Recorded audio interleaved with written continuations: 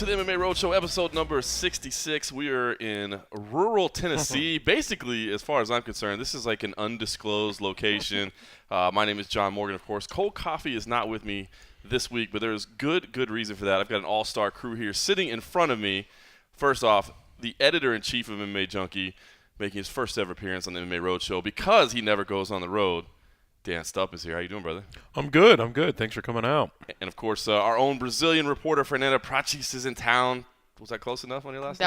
That was. We're improving consistently. I'm getting better now that you work for us. I'm trying to figure it out. So doing a little bit of training. Of course, we will be heading to Vegas next week for UFC 200 International Fight Week. We'll talk about that in just a second. But I do want to say, Dan, this is the first time I've been out here. You were doing life right, my friend. We have known each other for a long time, but I have not gotten to see your humble abode here since you moved out here into parts unknown, basically. It is not easy to get here. We flew into Nashville, still had almost a 2-hour drive. But there's no phone reception out here. Your internet sucks. But we spent the morning on a boat, and now we're watching some battle bots and drinking some cold beer. And you have done well. So we do it in Tennessee. I mean, this is I've turned into a hermit, and this is the perfect place to do it. If you're gonna be secluded and away from people, it's a beautiful place. So. I'm glad you used the word hermit because that's basically what I tell people. That's the word I use to describe you as well. I'm glad that you're owning that yes, you're a hermit. I think I finally realized, and part of it was traveling for Junkie so much, like 24 trips a year. Like, it finally just hit me. I think it was a trip. It was one of the Canadian shows I was supposed to go, and I was in Vegas at the time and called you and was like, dude, do you want to take that event? And you're like, oh, yeah, I can book travel. I'm like, do you want to take every event from now on? Because I'm done. Yeah, just travel nightmares and being on the road. And the problem of trying to run the website while you're traveling, which you still deal with on a pretty consistent basis. I mean, it's grueling. And we've been doing this 10 years now, and the first 5 were just total hell. And I mean, in a good way, it was fun. We're absolute bullshit, but like the best kind of hell. Like warm with beer. But dealing, with the old co-owners, and then USA Today bought us and wasn't really ready for us, and then trying to fight to get people hired. Like, everything's finally kind of fallen into place. So now I want to just go away and be left alone. It's funny, man. You mentioned the old days when it was like just me and you starting out. And it was great. Obviously, just you starting out as far as the editorial side, and then I came in shortly after. But, I mean, I've got to think that as we sit here with our Brazilian reporter hanging out, like, I mean, we were talking about the other day, but, I mean, you've got to be pretty proud of what you've come up with, dude. I mean, we got staff in London, staff in Canada, staff in Brazil, and it was just like this, website that you guys started out of a house poker game. Yeah, I mean, it just, I never everyone says that they never expected to get it as big as it did, but I think the big surprise for me was just how quickly it took off. Within a few days, 1,000 visitors, which, like, that's all the motivation you need, and then signed a deal with Yahoo Sports, and just everything took off quickly, and it's like, even if you wanted to slow it down, once the machine got going, you just went along for the ride. That's pretty awesome. All right, well, we talked about, 10 years in, kind of being a little bit bitter at times and burned out by the machine that this thing is, that this industry has become. But next week, International Fight Week, capped off by UFC 200. Fernanda, you and I will be out there. But Dan, you said today even you're excited about that one a little bit. Yeah, I can be a total grump, and some cards, like the cards, the fight night cards, where it's like, dude, I can't even get excited about this, But no, I mean, I'm legitimately have fun out there in Poland, bro. Exactly, yeah. Can't wait for that 8 a.m. start time. Everyone's gonna love. We're gonna do huge traffic there. But no, I mean, I'm legitimate. I feel like an old school fan before I even started Junkie now, UFC 200. I'm so excited about it. And I was like that with UFC 100 too. It's just not the milestone show. It's known we've been doing it as long as we have. And seeing it grow, I mean, the UFC 100, we really didn't have social media. We weren't even credentialed through Junkie. I was credentialed through the Dayton Daily News. That's right. I remember a young guy was showing around, Brian Oswald, who just seemed like this young kid who was a super go-getter. And now he's running Bleacher Report MMA, and just a lot's changed in that time. It's cool to see. And I think we're going to look back at UFC 200 the same way. It's just so many big names. They're going to promote the hell out of it. It's going to be a good show. I'm pumped about it. It's a stack top to bottom. We were talking about how loaded that card is. Jon Jones, Daniel Cormier in the main event. Fernanda, I was talking to Jon Jones earlier this week, and I like where he's at, man. I really do. but I wonder. You're sometimes as critical as anybody of people and the things they do and their actions and those things. But, I sat there and had lunch with them in L.A. with a group of reporters. It was like 40 minutes. And the basically theme of it was like, I'm done being fake. I'm done worrying about what anybody cares. I'm going to do me. I'm going to do what, however it comes down. And I don't care anymore. And I wonder, like, because this card is huge. This fight is huge. And we did see, like, Daniel Cormier get booed at the New York press conference, which was something. But I wonder, like, first, can Jon Jones be a fan favorite? Like, are people ever going to love this guy? Because I think you can already make the argument that he's the best in the world, like, of all time. And people don't seem to get on board yet. And the second part of that is, I wonder, man, we're not that far removed from him, like, hitting a pregnant chick, and running away and coming back. Yeah. And it's like, it kind of seems like it's just, like, all gone. And I got to think if he puts on some incredible performance that, are we ever going to talk about it again? I wonder, are we letting him off too light by throwing him in the main event 200? Like, are we supposed to have some kind of responsibility to, like, man, this dude had some bad problems not that long ago. Well, he is a fan favorite. I mean, people want to love Jon Jones. I think that's like the I don't know if you guys are familiar with it, but there's the Tyra Banks gif from America's Next Top Model, and she goes like, "How could you? We were rooting for you." It's just kind of like, I'm not aware of that. It's us with I wasn't expecting you guys to. no, I'm know a weirdo. You're aware of the Tyra Banks gif. So I think with Jones, it's just kind of like everybody wants to love him so bad, and everybody just put him on that pedestal. I think like with really gifted young athletes, and that was how he came out, like gifted, winning, young, like vigorous, like you gotta love that guy. Like this is a person that we tend to love. Like the cultural, you tend to embrace that guy, especially younger audiences. Right. So I think what happens with him is a sense of betrayal. Like, we love you when you keep fucking up, bro. I'm sorry, I said fuck. I forgot our listeners are very bothered by my constant swearing. I'm sorry, guys. So. And to me, the thing is that, especially what would happen with the hit and run and stuff, I think people just switch the focus to like, oh, he did cocaine or whatever. Like, dude, that's the least of the. He can do what. It's his body. I don't care. Right. I mean, as long as it's within rule. And when he got caught, it was within rule. It's been in the competition period, and he was caught out of competition. So we shouldn't be even pointing fingers. Like what he does in his downtime, it's his own issue. Yep. But like the minute you hit someone with your car and you bail and you come back and get money and you bail twice, to me that's a problem. It's a bad thing. And I don't think that he got off that lightly, in a sense that at least like the UFC addressed it. Right. It wasn't just kind of like stripped him of his title. Yeah, exactly. Made it publicly aware. If I had it my way, like we would hold athletes to a higher moral standard, but then we've seen people get away with like many like bad things, especially like with beating up women and just kind of like we have guys in the roster that are like women abusers, and they're going out there and fighting. Yeah, I don't like it. I hate it. But what am I gonna say about it? With Jones, it's just that's the thing with me. Like what he did was it was a crime. A. And B, like, he hurt someone and he didn't give two flying fucks about it. Right. And then he ran. And then everybody's just kind of like, oh, it was a pregnant lady or cocaine or condoms. And it's, fuck all of that. I mean, it was a human being that he injured and he did not pay attention. She could have died. Like, if it would have been, like, a more serious thing. I don't know the exact conditions in which it happened, but to me that speaks volumes. Well, he's just a guy who's never learned his lesson, and that's what's frustrating because he keeps getting chance after chance. Yeah, that's exactly it. And he seems like the type of guy, once someone finally puts their foot down, I doubt it's the UFC, but, say they did, then he's going to play the victim card probably. Right. Like, yeah.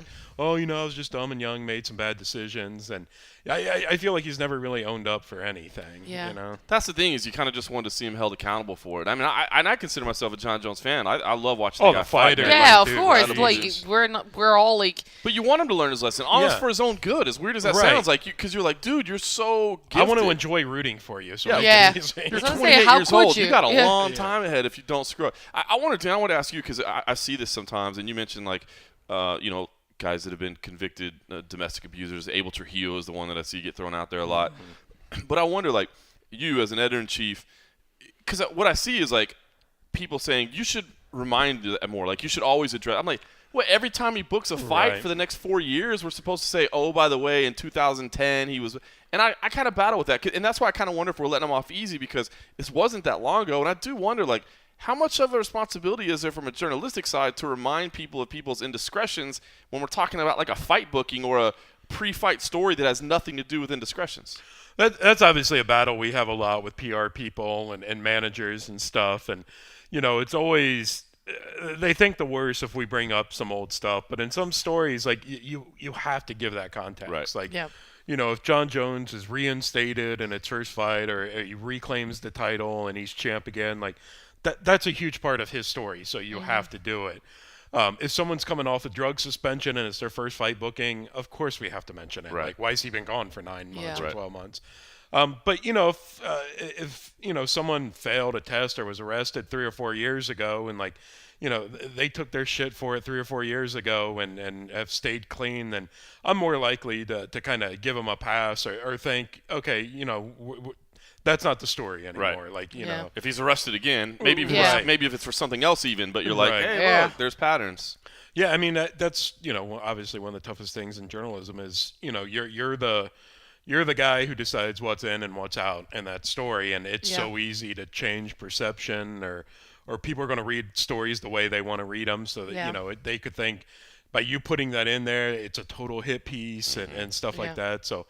It's like I tell you guys, and I have to remind myself, just, think of all the scenarios when you're deciding this stuff. It Yeah. sounds like a little thing, like, do I mention the drug suspension or not? And it's like you really have to look at the whole story and see if it makes sense there. And but yeah, I mean, the arrest stuff, it's like, John Jones has done enough stuff that he shouldn't have done that it is part of his story now.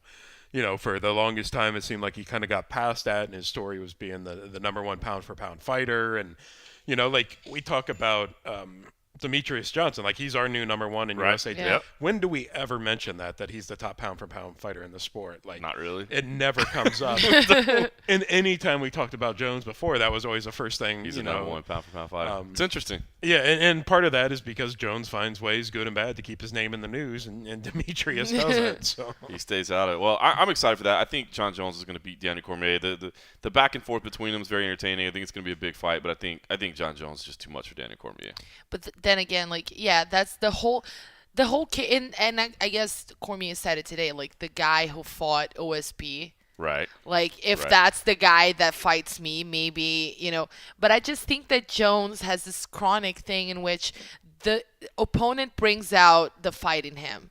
So if he fights like an average guy or whatever, like, that's the fight you're gonna get. He said it at the lunch, and I thought it was perfect. He's like, when OSP came out and was like pawing a jab, he's like, it felt like sparring. He's like, so I kind of felt that energy, and it was like, oh, well, okay, if let's just we're gonna do do that. let's just do that. Like, And this to is me, easy. it's clear because you see, like, he'll fight Glover and he'll fight a certain way, and then Yeah. you put him against Gustafsson and he does that. Either way, he wins. But he'll win. Like, you have to do the opponent is gonna set the pace for that Right. fight. So I tend to think that that's what happened with OSP, and he was coming back. Obviously, he was, taking more of a careful approach, and I wasn't entirely sober when I watched that fight. But I think he'll be suitably motivated for this one. Like, But, we just saw yeah. the conference call today; they were going at it, and I think Cormier and Jones, whether it's obviously a genuine beef, but Yeah. I think they intentionally turn it up because they need that motivation, and they have to want to kill each other, and it's great for us. Well, we actually talked about that with John did, but I was transcribing, like helping transcribe the audio, so I feel like I'm part of the whole you thing. were right there. I felt like I was in the conversation. And then Jones said that he doesn't hate Cormier anymore and that he doesn't really need that to fuel him.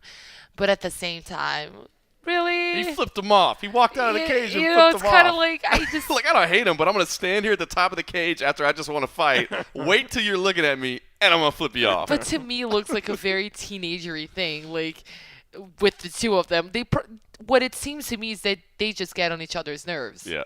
So that's what makes it so funny, and they have like the most high school exchanges ever. Oh, it's ridiculous. And you get Cormier, who's actually a very like intelligent, eloquent You think guy. I'm just going to sit here and let you kill me, John? The worst trash talk ever. And talk about like candles and whatever was going on today.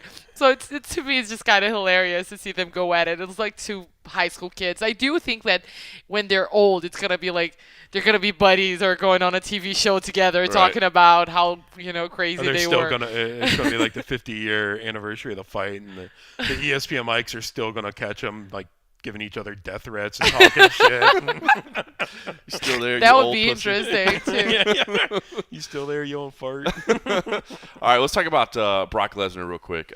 Coming back, I got to be honest. When he first came to the UFC, I hated it. I absolutely hated him. Like, here we got a professional wrestler coming in to represent the UFC, be the heavyweight champion. But then when he left, I kind of missed him. And so I wonder, like, are you, Dan, excited to have Brock Lesnar back? Or are you like, I mean, as a website operator, I'm sure you are because the dude gets traffic. But, like, you mentioned you're excited for UFC 200. Are you excited for that fight, or is this like a ridiculous, freaky sideshow for you? Like, we have to love great fights just as MMA fans. Like, the Chandler knockout we were talking about. Like, just as an MMA fan, whether you're a Chandler fan or not, like, you totally have to appreciate that.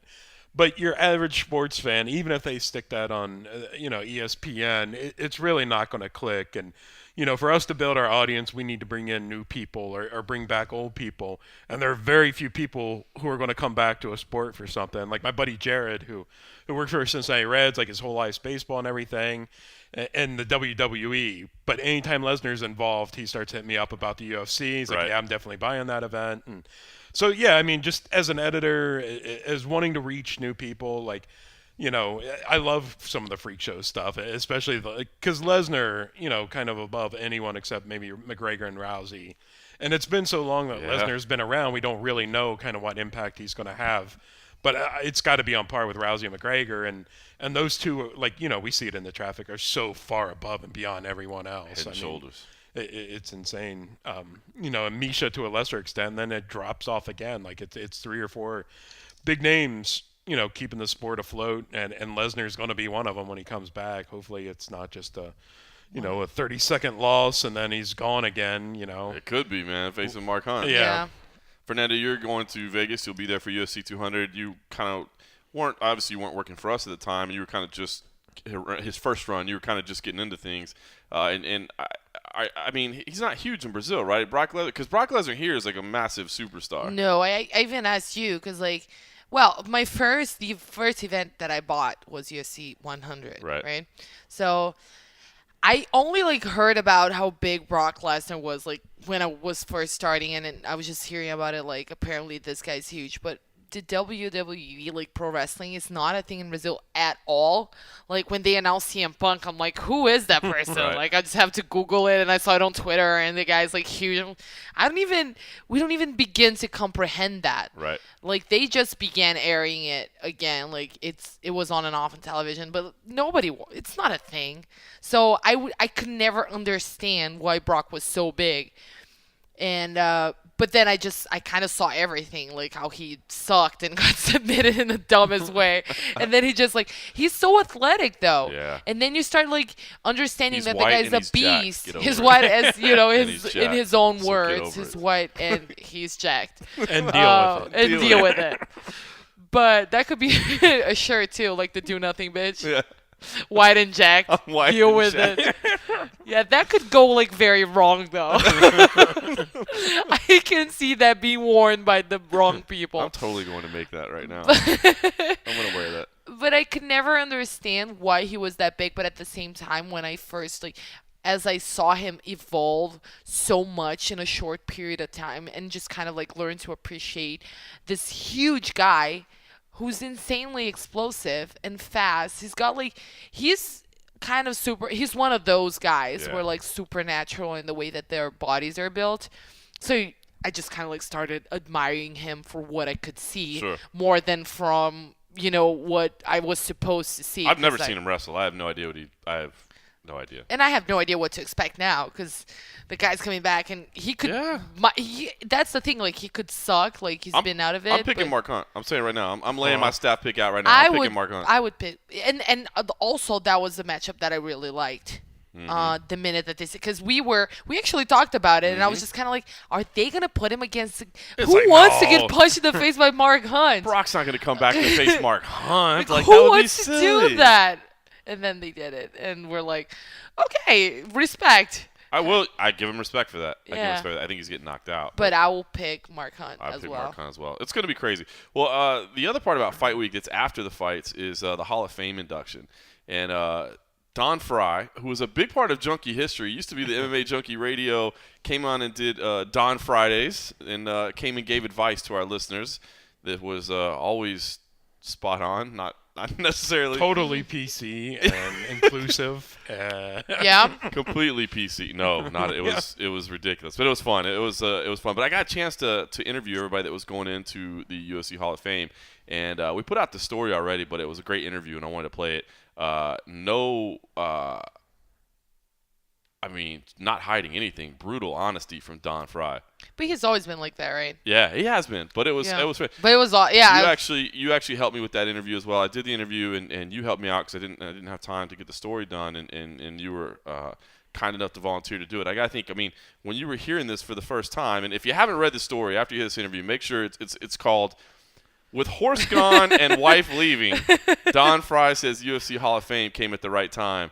Just your initial reaction when you heard Don Frye. I was laughing throughout the whole thing. I would have to like pause it. Like, did he actually say that?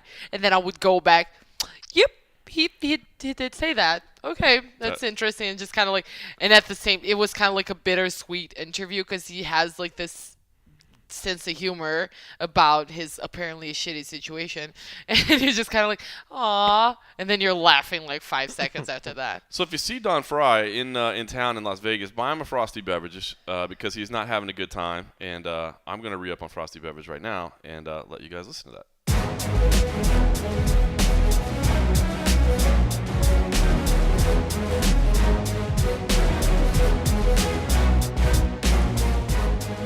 Frye, how you doing? Good, Bernie. How's goes and George's doing? They are good, man. They just got back from a couple weeks vacation and just getting back in the grind, man. So they had a little time off to enjoy themselves.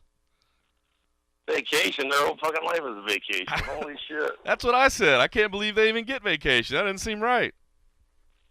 Every day is Sunday to a dog, you know that? No doubt about it. Well, I appreciate you taking the time today, Don. It's obviously my honor to talk to you. So let's talk about this Hall of Fame thing.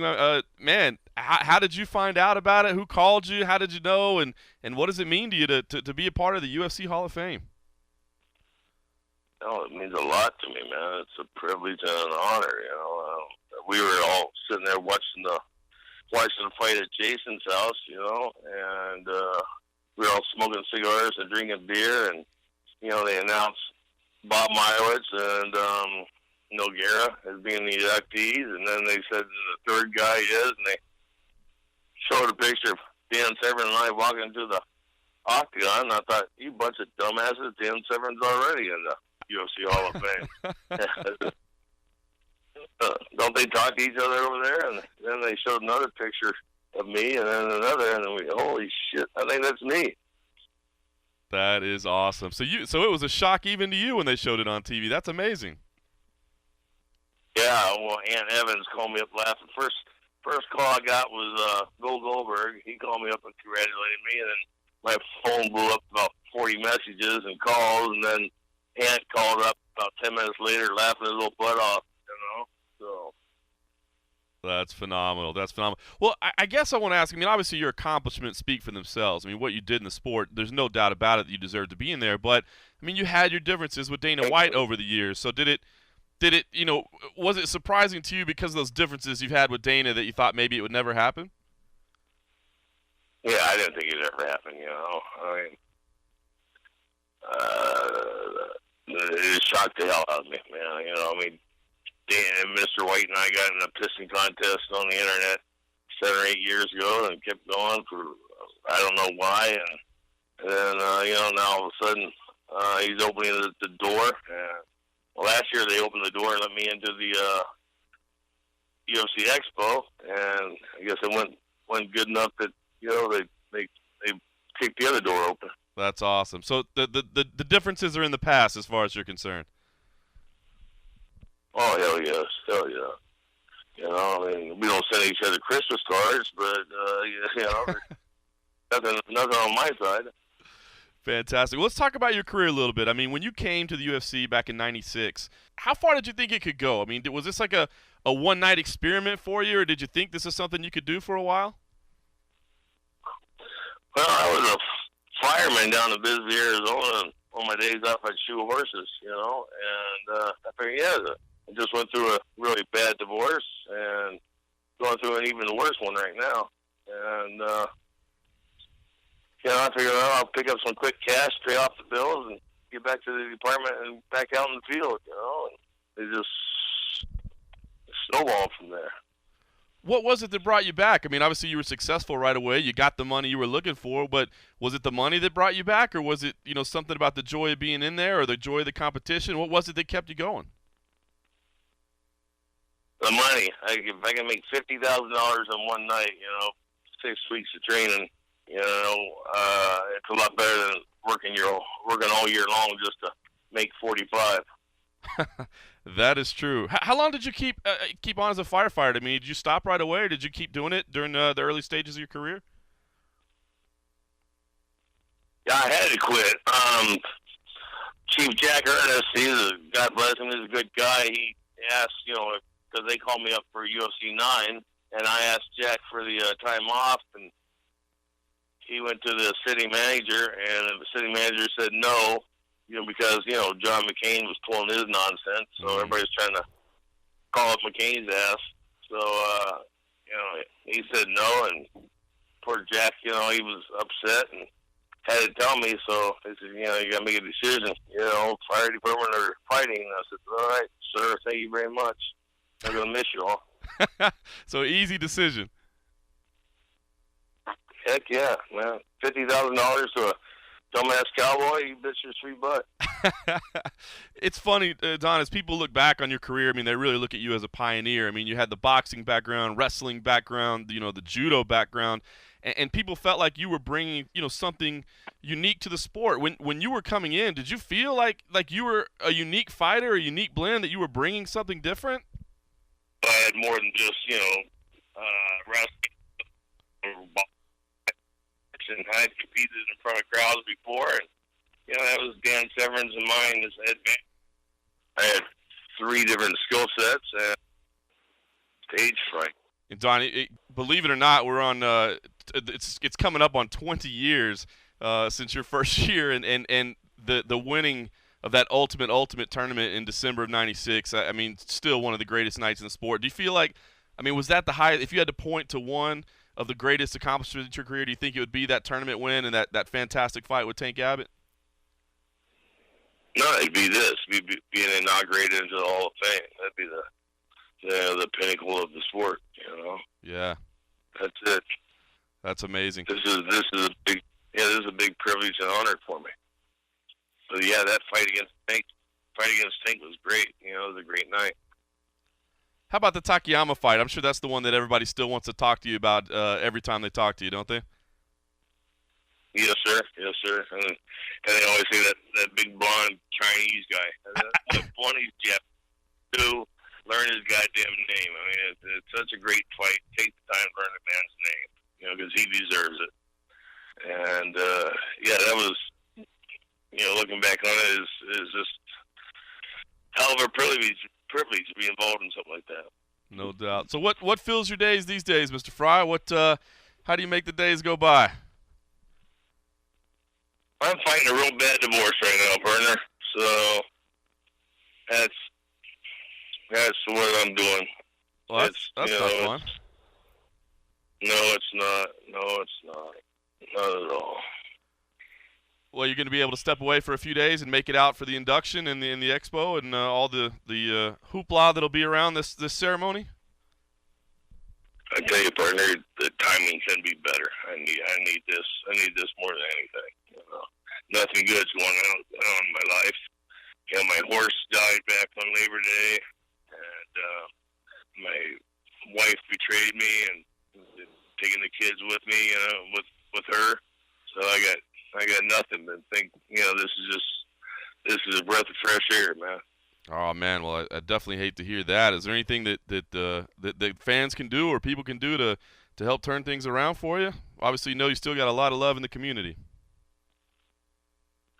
Yeah, if you're a good-looking redhead or good-looking blonde, come up there and give me a hug. Awesome. Well, it's good you still got your sense of humor. Yeah, that's about all I got left, partner.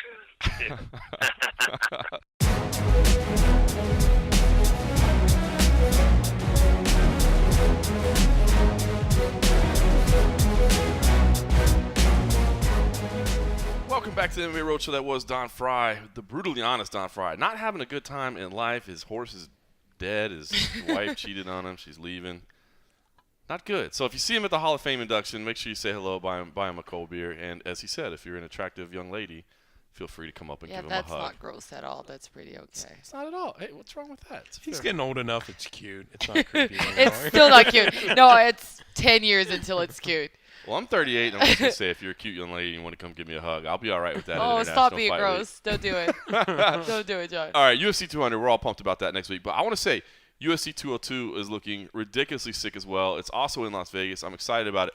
I wanted to ask you guys, though, UFC 200 versus UFC 202. I know that none of us are, like, pay-per-view analysts like Dave Meltzer, but everybody's asking me, and I think it's a damn good question. What gets more pay-per-view buys? UFC 200 with that loaded-ass, ridiculous card, or UFC 202, which is becoming a loaded, ridiculous card as well, but it has Conor McGregor and Nate Diaz as the headlining fight. Is that alone enough to beat UFC 200? Fernanda, what do you think? Which one gets more pay-per-view buys? I honestly, I don't understand. Why Conor? I don't even get it, to be honest. Wow. No, not that he's not exciting. He Brazilian is. bias. Shut up. God. Let me tell you about Jose Aldo. That's the guy that should be moving the needle. You know. No, but honestly, when I say I don't understand, it's just kind of like, to me, it's bizarre because he's so big. It's incredible. And you can't really put your finger on what makes an athlete go from just being a draw to being, larger than life. It's like when you say X Factor and you can't really define X you Factor. You can't, because it's not just the trash talk. We have other trash talkers. Right. We have other. I don't know what was it about Conor exactly that made it, that made him that big. And sometimes I feel like I don't really appreciate just how big he is. Right. I think we had this conversation once when I'm like, I think people are going to get over him soon enough. And you're like, it's insane. I don't think it's happening. Everywhere I am in the world, people like taxi cab drivers, bartenders, whoever it is, they're like, what's up with that Irish dude? What's up with that Irish kid? So, you know what I mean? in my heart of hearts, I want to feel like this stacked card with amazing matchups. When, like, Diego Sanchez and Lawson is just, like, fighting hidden in there. You don't even remember them. Right. And that's going to get the draw. TJ Dillashaw versus Rafael Suncial. Like, that was supposed to be a title fight. I totally forgot about that. And it's on there. It's there. It's amazing. It's probably going to, play. I don't know if it's going to define the next contender, but, Should. So it should. Yeah. So, and then you look at this guy fighting way out of his weight division on a rematch after he lost. It's just kind of like, I don't want to believe that that's going to sell more, because it makes me feel bad about the sport that we're covering. Oh, it makes you realize what we cover is like it's a lot more just entertainment than it is sport. Yeah. We try to pretend like it's sport. But how entertaining! Like, aren't you tired? Don't you just ever get sick of the same shtick? Like, I'm saying you, like, people of MMA. Oh well, I was gonna say. I mean, me, like, sometimes I'm like, oh god, here we go again. But then he starts saying stuff, and I'm like, it's pretty damn entertaining. That's the thing, though. I don't think so. Like, I would much rather have, like, Bisping. Bisping's good. He's much more, like, interesting to me in the way Well, he phrases I will say this. his I will say this. offensive shit. I remember, I think it was before the Mendez fight. Like, I asked Conor at a media luncheon that we had in LA, like, if he was still having fun, because I kind of like the earlier Conor McGregor, like the Tree People Died making this pocket watch. You know what I mean? Yeah. It was like just crazy, like over the top like that, but it wasn't so much like El Chapo gangster stuff, and that stuff did start to kind of grate on me a little bit. Very Mayweather-y and it's kind of very Mayweather. And honestly, I don't think it's our place to judge fighters' personalities, and we all do it, and to me it's just annoying, right? Because we feel like so entitled to people's. You're reading the comment section again, aren't you? Well, it's not. Not this one time. I'm saying like section. We like media as well, like everyone, we're guilty of that crime. Like, right. I'll take Rhonda as an example. Like when she made that comment that she thought about killing herself, and people are like pointing fingers at her, like, "Oh, you're a bad example." No, she's not. She's a person. Like, let's not just let people be sensitive when they are, or insensitive when they are, or just, leave them be. So I don't want to just be the person who judges fighters' personalities, because whatever, I have my personality. The difference is I don't have a bunch of people just staring and kind of like nitpicking with shit I say. But it's not even about that, my liking or not liking the way he carries himself, because it's really none of my business. It's just, I get bored now. It's just, he fails to like really engage me in his like conversations now. So interesting. Dan, what do you think? 200 versus 202. You got this loaded card. Whether it be a pay-per-view perspective, maybe a web traffic perspective from us. What do you think is going to be the bigger one? I don't know. I mean, UFC 100 did really big numbers, but there was so much pomp and circumstance, and a lot. With a lot of places, that was the first time the UFC was really getting any mainstream coverage because it was like the milestone card. And I don't think we're getting that as much with this card. But, next week's going to be crazy with the build-up and the other events. And but, man, no one moves the needle like McGregor. I mean, it shocks me every day with the traffic. Before they added Brock, I thought for sure 202 would beat 200. But then they added Brock, and I'm like. And hate him or love him, think he's going to get his ass kicked or not. Like that's a must-watch show now. Like even McGregor. I could see someone justify. I'll just watch the highlights afterward if they're a super casual fan. But Lesnar, you don't want to just watch. You want to see that live. Yeah. Like you don't want to get spoiled with that and know it. And know the result before you actually get to see that fight. You want to see that fight. You do, especially with it being Mark Hunt too. I mean, that's just insane.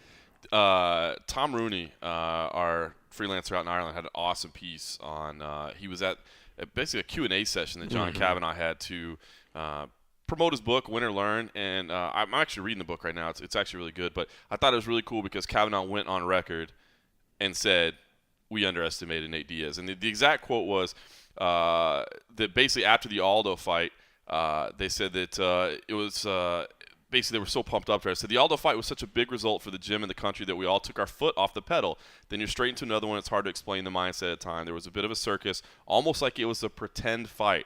It was kind of like, you'll just hit him once and he'll go down, and then we'll carry on the journey and get ready for the Dos Anjos fight because that's important. Then that loss made us all take a step back and reevaluate things. I thought that was awesome for Kavanaugh. I think that was a great revelation because I haven't heard it come out of Conor's mouth, and I think that's exactly what happened. But that's why I'm so intrigued at this rematch because, all right, Nate stepped in on 9 days' notice after being on a boat shooting tequila, hanging out, and beat Conor. But Conor was fighting really well for the first. I mean, he definitely won the first round, and then I think he underestimated. But Nate has a full camp this time. Yeah. I don't. Do either of you have a feel on the rematch? Like, obviously, you don't even like the guy, so you must think he's going to lose. Yeah, that's how I do my picks, Sean. That's how I do them. No, not at all. No. I suck at picks, but that's not the reason why. I mean, do you feel like you have a good? Because I have no idea, honestly. That's what I feel I don't know if a full camp is gonna benefit Nate or if it's just gonna be worse. I don't even. I can't. Honestly, this is one of those that I'm like. It's so weird that we already watched the fight once, and yet I feel like I have no idea what's going to happen the second time around. Dan, you got some insight on how you feel, or is it still like a wild card to you? It's the exact same feeling as the first fight where you don't know what to expect, and that's what makes it so much freaking fun. Like Diaz being late notice, the weight, McGregor seeming distracted, and rumors of an injury before the fight. Yeah.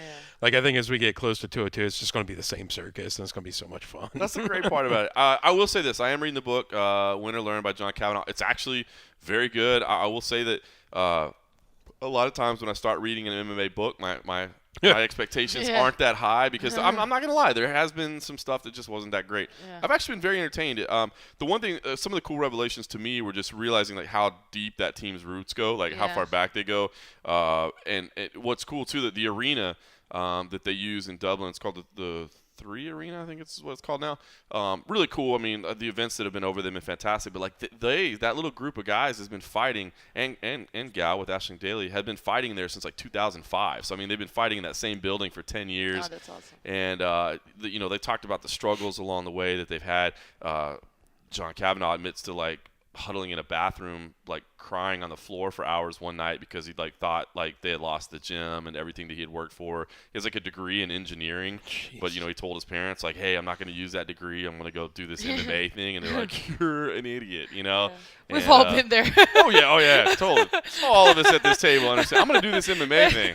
Oh, so that MMA thing, I'm just going to pursue that. Yeah. Sorry, but they're only a UFC caliber team recently. Like they were struggling during that when you were making maybe a couple grand from Cage Warriors, and that was your whole career. It's yeah. I mean, I have respect for teams like that are making a lot of money or having huge results on a big stage and just keep plugging away and plugging away and plugging away. Finally got there. It's pretty awesome. He's got some great stories about the Cage Warriors days. Obviously, he used to stream those events live on MMAjunkie, and he's got a great story about Conor McGregor and Cathal Pendred basically like just living it up on the road because they'd never been away before. It was like one of the fights that was over in Jordan. Oh, okay. And they like ran up a hotel tab and like basically tried to skip out on the hotel tab and ended up having to pay like their entire purse. Basically went to like their bar tab. So they came home and he's got some great stories in there. All right, UFC 202. Demian Maia, Carlos Condit. You were not a fan. Since it's been booked, you have not been happy with it. No, it's not. It's not about that at all. Honestly, I've told you that like Condit is one of my favorite fighters to watch. Like if I have to pick a top 5, he's definitely in there. I love his style. I think he's amazing. He's a very it's not just because he's aggressive, which he is, but it's just like I think it's creative and he has his own sort of genius. Mm-hmm. I love Condit and I love Demian for entirely different reasons because he's one of those guys that just have that extra level of skill. Yep. Oh yeah, he's like the guy when you're talking about elite level jiu-jitsu, like somebody's really good at something. Every fighter, if you ask them, they're gonna say the same thing. Yeah. If you ask them like, who do you think has the best jiu-jitsu for MMA? It's very rare that a fighter is not gonna say Demian Maia. But you weren't happy about this booking. That's not happy. I just feel like I don't even know how to feel about it because I think that you're going to get the same thing that is, oh, there goes Demian Maia, like Maia-ing like an exciting striker, which is what we had with, obviously, I think Brown was a much easier target. I think he's more stationary. He's more predictable in his movement. Clearly, Maia is going to have a much tougher time just getting a hold of Condit in the cage. But what can he do? Like his one solution there is to shorten, get the short distance, take him down, and what else is he gonna do? And he should. If he doesn't, he's an idiot. And if he wins that fight, like there's no way they're gonna give him another fight before the title. Right. So, but at the same time, I just hear it in my head, like there goes Maia. Ruin another striker. And, at some point, you got to stop loving the romance of the striker versus grappler matchup and just kind of understanding the reality of it, which is the grappler, as far as sometimes they'll have, like, the upper hand as far as technique goes because I think you do have the leg up.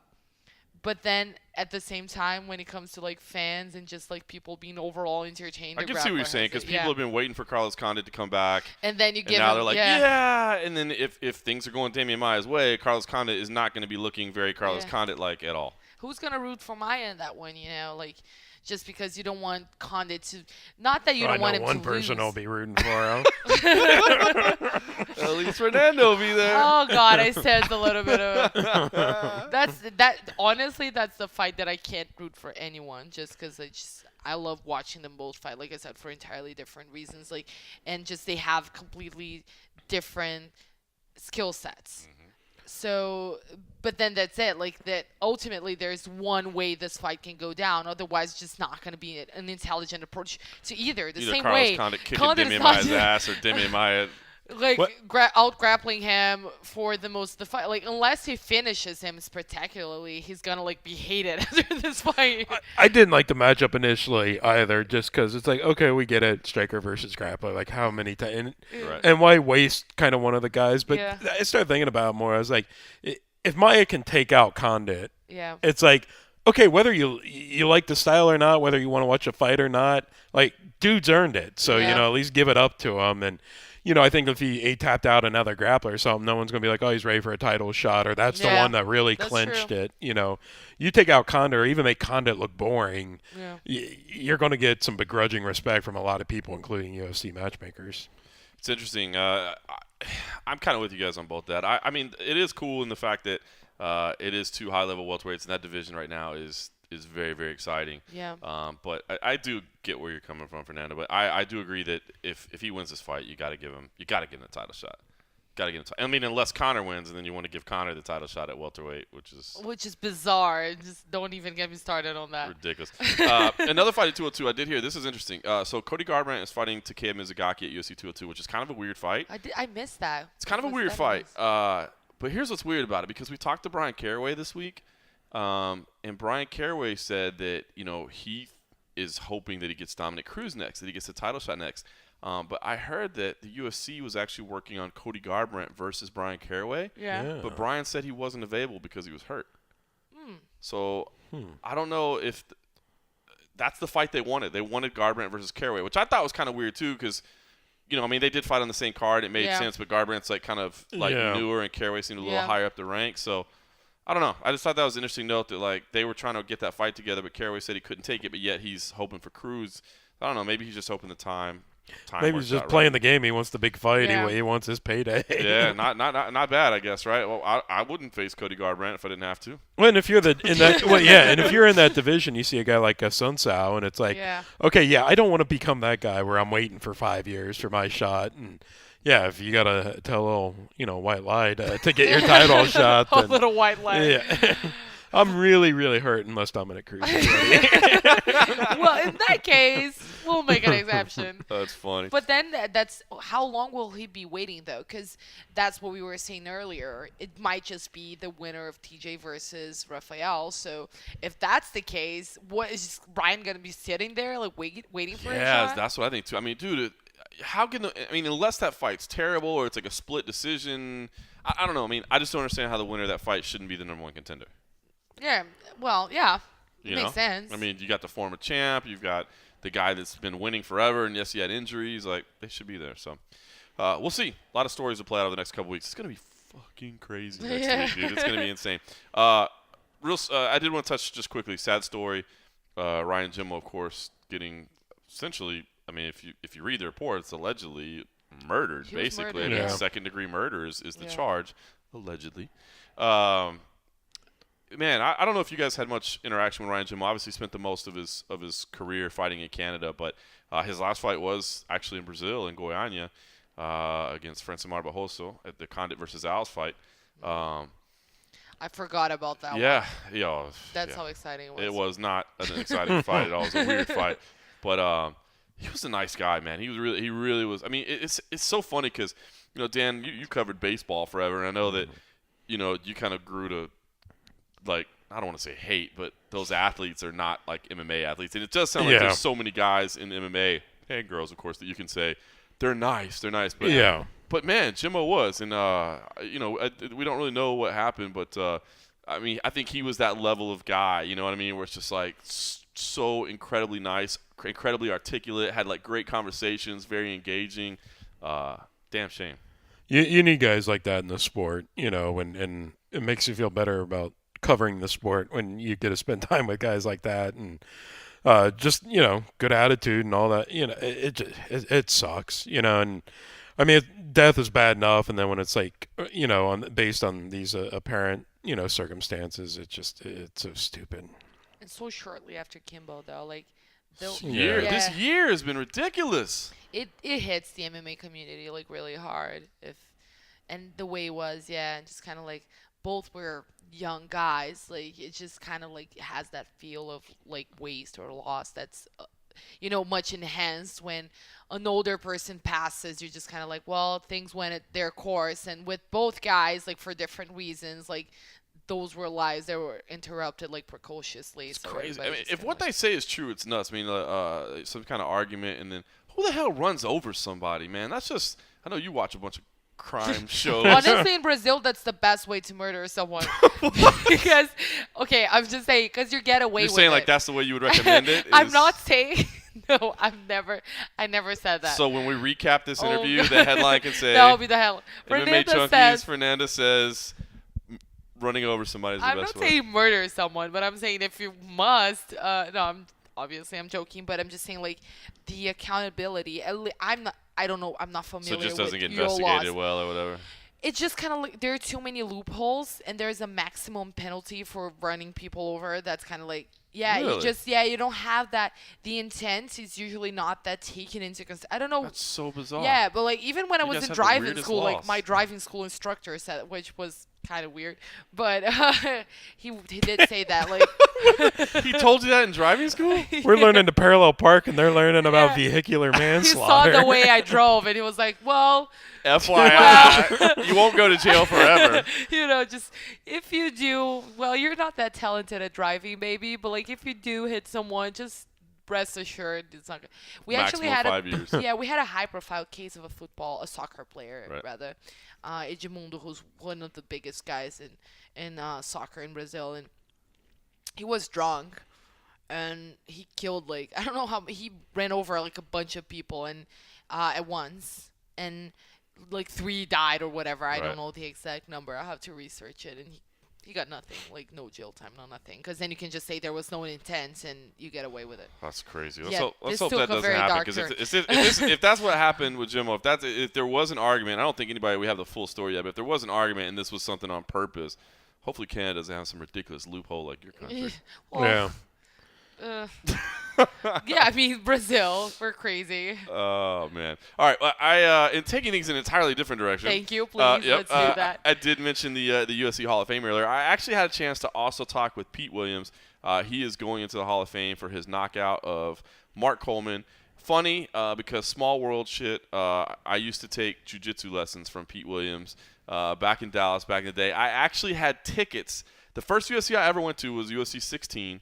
This was UFC 17 where this knockout took place. I had tickets to go, but I was waiting tables at the time, and one of the guys that I waited tables with also worked for American Airlines, and he had free flights. And so we were supposed to fly from Dallas to Mobile, Alabama to go to UFC 17, and he flaked out on me on the day of. Oh, no. And so I didn't get to go. I had tickets to UFC 17. I should have been there to see Pete Williams knocking out Mark Coleman, and I wasn't there. Oh, no. Painful. But I had a chance. My life came full circle. And I had a chance to speak with Pete Williams earlier this week. And so sit back and listen to new UFC Hall of Famer who had no idea. He found out on Facebook that he was going to be a Hall of Fame. Pete Williams.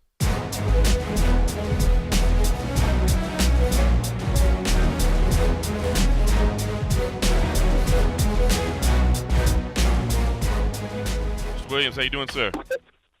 Doing well, how you doing? Good. Hey, let's just get into it, man. I mean, a part of the UFC Hall of Fame, man. How does that feel to hear that and put that into words? It's great. You know, you really. It was never something that I had in my mind to accomplish, or it was something that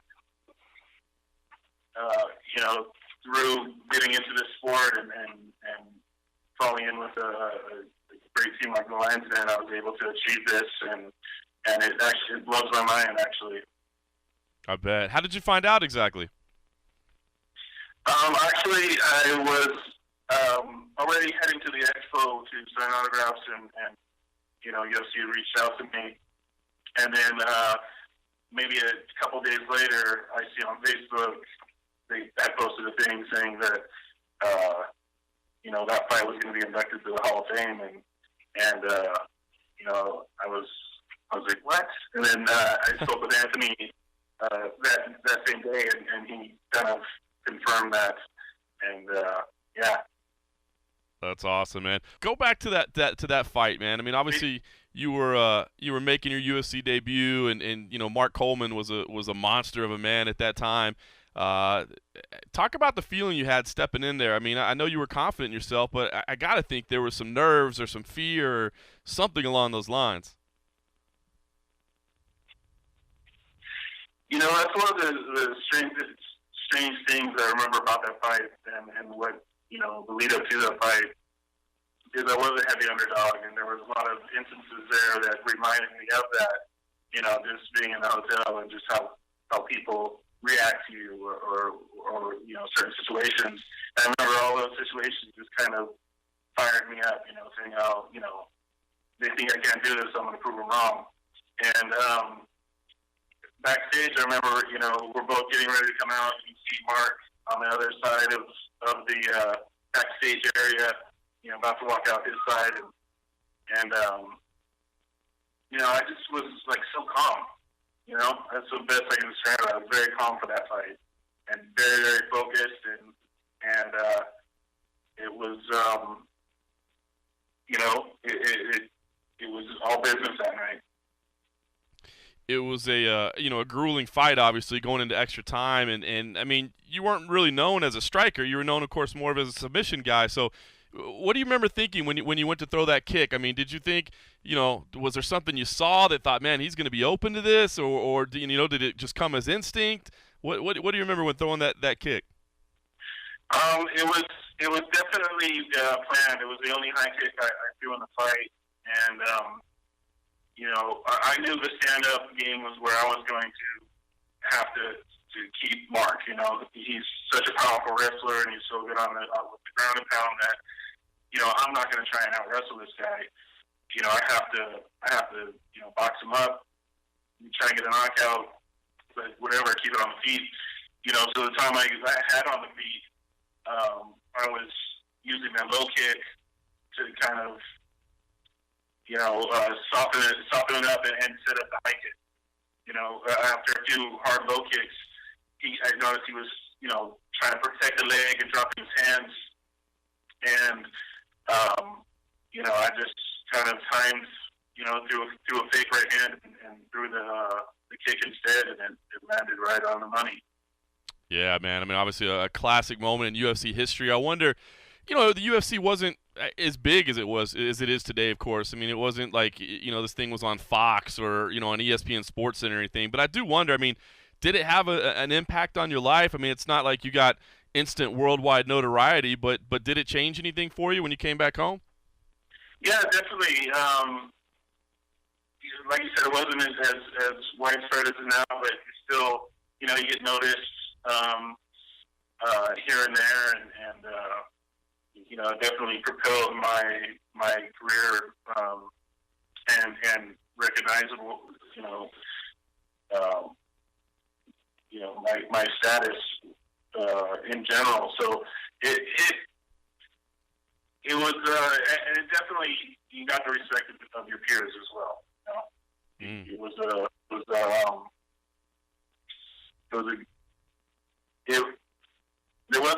the days of social media, but that wasn't such a bad thing. It was a level of fame. Absolutely. And you just said, you went on to have some great opportunities, but 4 years later, you had to call it a career. I think if I remember, there were definitely some health issues that played a big role in that. How tough was it to be on top of the world, and then 4 years later, you're walking away from the sport that you love? It was tough. It's kind of tough to be told that you just can't do something anymore without suffering some, consequences. So it was, you're always kind of disappointed at the time, but it really, set me on a different path, and on the path that I'm currently doing now, which is, movement therapy and strength and conditioning for athletes, so they don't have the problems I had, with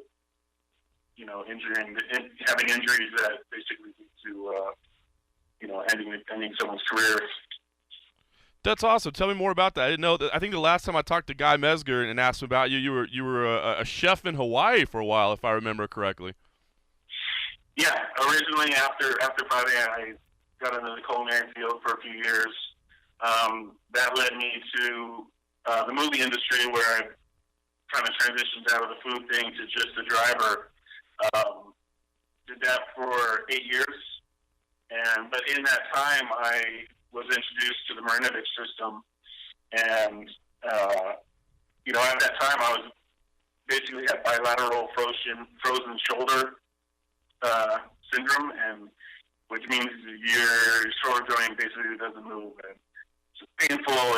It's not a fun thing. A lot of the therapy I was doing or prescription drugs really weren't weren't able to rehabilitate the shoulders.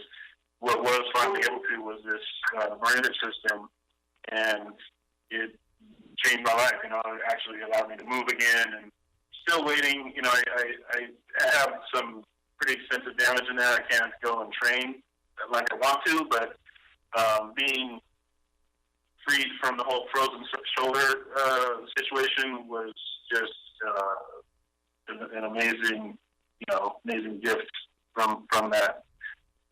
That's awesome. Putting in that Marinovich system.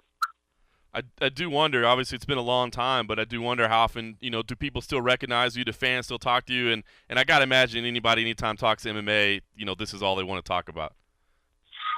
Yeah, I'm not as recognizable as some of the other guys, but like I was saying before, a lot of people know that kick. So usually someone kind of mentions that, and they're like, "Oh yeah, I love that fight." So, it's good. It's a good little situation. No doubt. How excited are you to come? I'm assuming you're coming in for International Fight Week, and if so, and the induction ceremony, of course. If so, how excited are you? To be a part of the UFC again, obviously to soak it all in and to be around it all. What's your plan for the week? It's exciting. I'm going there. Right now I'm working in Bahrain, working with the national MMA amateur team, trying to bring the sport here to the country of Bahrain and really the region, the Middle East. So, I was already going to be going there anyways for the World Championship, the Amateur World Championship. Wow. So happens. I'm going to be going for the expo, and then the Hall of Fame thing came in. So it's definitely going to be a busy, very interesting week. And it's exciting getting back into the sport. As a coach and working with the young athletes, trying to get them, in the best shape, possible, so that they can have a long career.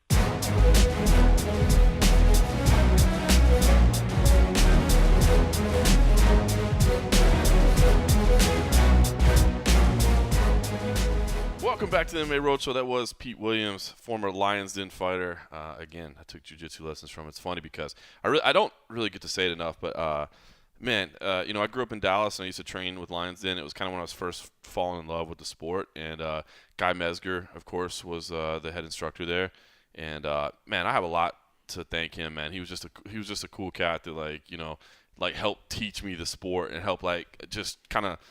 Obviously he didn't know he was going to be training a future journalist or whatever, but I really do owe him a lot for teaching me things about the sport and really making me fall in love with it. So I don't know, it's kind of cool for to see Pete Williams in the Hall of Fame. It's weird. It's not like he did anything notable after that. That was his moment in the sun, but he took advantage of it and it was pretty cool. So, all right, we talked about International Fight Week. It's going to be nuts. We're talking about the schedule between all of us. We're lucky at MMAjunkie that we have a team of people.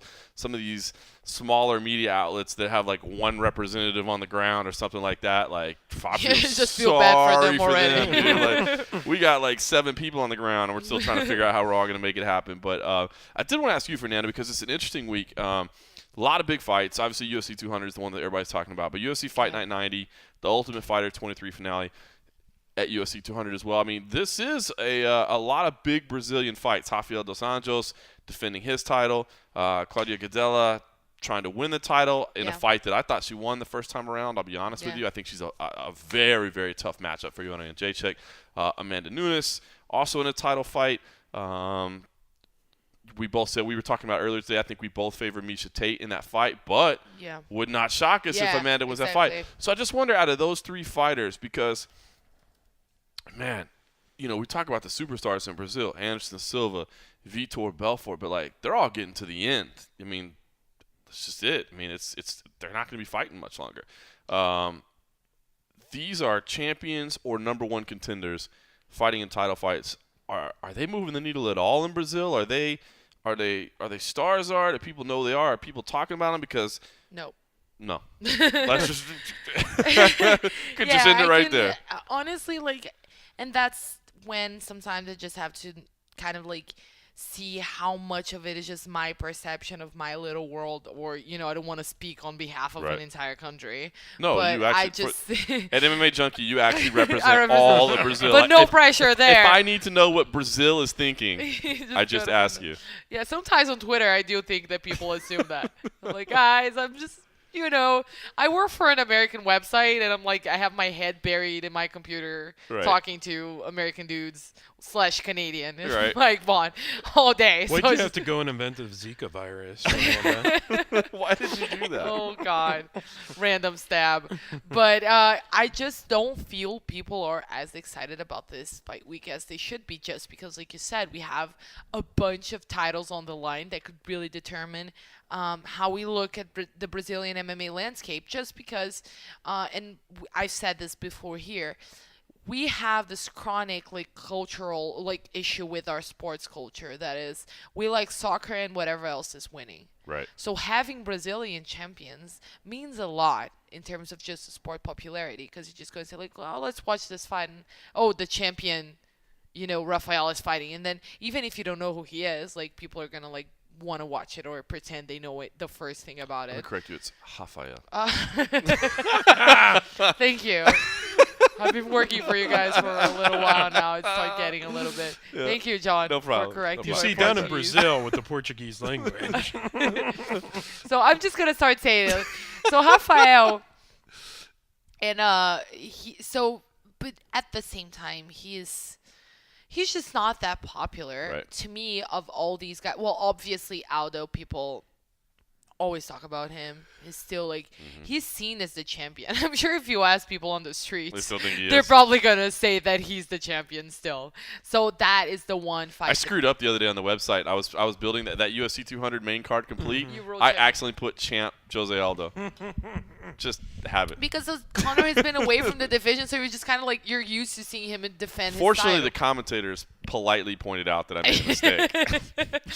Well, but they were very polite about oversight. Slight oversight there. Extremely polite. And then I'm the one who hates Conor. I'm not stripping him of his title. So let's just put things into perspective here. But to me, Amanda is being entirely ignored to me, because it's huge. It's a huge fight. If she wins, it's a huge deal. She could win this fight. She could win this fight. I think if it was her against Ronda, there's no way I'd pick her. I think if it was her against Holly, there's no way I'd pick her.